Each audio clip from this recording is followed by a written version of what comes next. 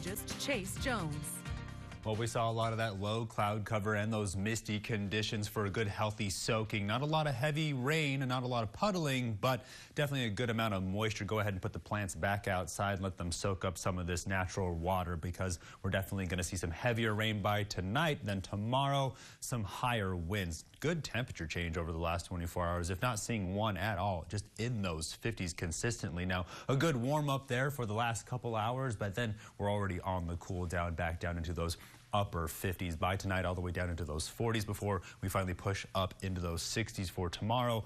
By the beginning of February, looking like those mid 80s. It keeps getting warmer every day. I keep checking in on it. 58 in San Angelo, everybody else in a combination of mid 50s, lower 50s, upper 50s. It's pretty green out there. 54 in Sterling City, 60 over there in Big Lake, 58 down there in Junction. It's still 10 degrees across the entire region, but you're getting a better idea of the terrain here in the Concho Valley as we deal with the Edwards Plateau. So you're seeing a good temperature change and not that short of a distance, but you're seeing a shorter one, or a shorter spread between 4 degrees between Sterling City and Junction. So we're looking at those moisture values while we're dealing with some of those lower areas. Humidity indices are nearing that atmospheric tipping point, spotty across the entire area, drying off the higher you go, while the dew points are anywhere from those 40s up into those 50s, again getting a little warmer the lower you go in elevation. So we're finally seeing this instability work its way in pretty quickly as well.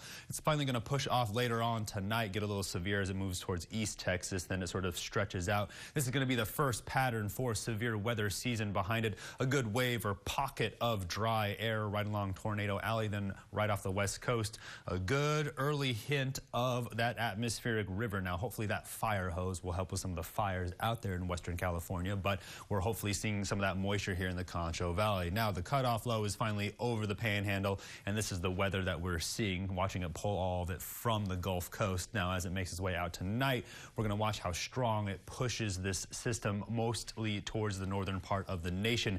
As we make our way into February, having our eye on a cutoff low, but I don't think it's going to make its way down here. Again, seeing a strong atmospheric river really taking aim there at the west coast of Southern California, then making aim at the Panhandle. So I think we're going to see some warmer temperatures level out somewhere in those 70s for that first week of February. Water vapor imagery showing you a beautiful wrapping around of this cutoff low while we're still seeing it push a lot of that moisture up into the atmosphere.